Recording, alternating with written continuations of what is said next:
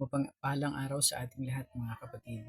Tayo ay magsisimula sa ating pag-aaral sa Lesson 1 na ang pamagat ay ang walang hanggang Diyos.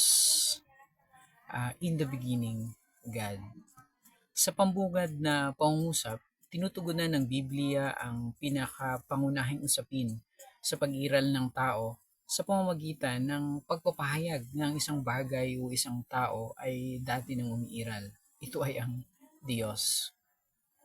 Bakit makatwiran na ipagpalagay na ang isang bagay o isang tao ay palaging umiiral?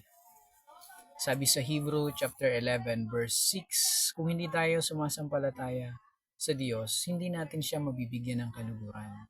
Sapagat ang sino mang lumalapit sa Diyos ay dapat sumampalatayang may Diyos na nagbibigay ng gantimpala sa mga nananalig sa Kanya.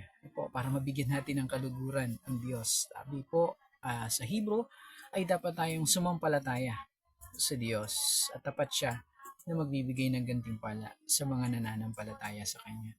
Nagsimula ang Biblia na ipinalalagay na merong Diyos. Ito nga po ang naisulat sa Genesis chapter 1 verse 1. Nang pasimula ay nilikha ng Diyos ang langit at ang lupa. In the beginning, God created the heaven and the earth. Sinong Diyos ang sinasabi? O ang Diyos na ito? Ang Diyos na sinasabi ng Biblia.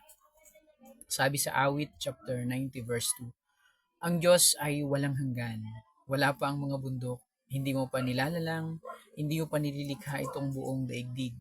Ikaw noon ay Diyos na, pagkat ikaw ay walang hanggan. God is eternal. Habang binabasa natin ang Biblia, mas may kilala natin ang lubusan ang Diyos, kung sino siya at kung ano siya. Our God is omnipotent, all-powerful, omnipresent, present siya sa lahat ng dako, omniscient, at alam niya ang lahat ng bagay. Ang omnipotent ay God is powerful and can do anything He wants. God is omnipresent, syempre present siya sa lahat ng dako. Siya ang Diyos noong mga naunang panahon, ang Diyos ngayon at ang Diyos sa darating na panahon. At siya ay present sa lahat ng dako at syempre God is omniscient. Alam niya ang lahat ng bagay. Sa awit 139, ang ating iniisip, ang ating mga sasabihin, hindi pa natin ito nababanggit. Alam na ng Diyos ang ating mga gagawin.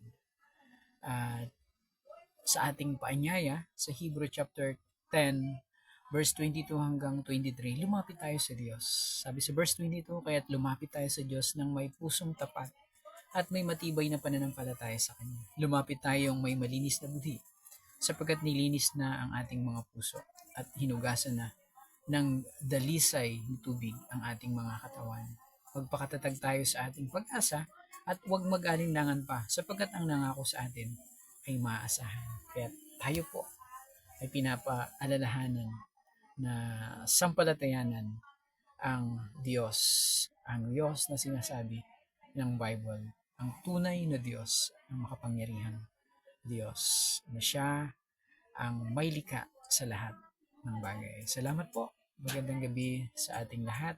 Sa susunod pong muli sa atin. Pagpalain kayo ng Panginoon.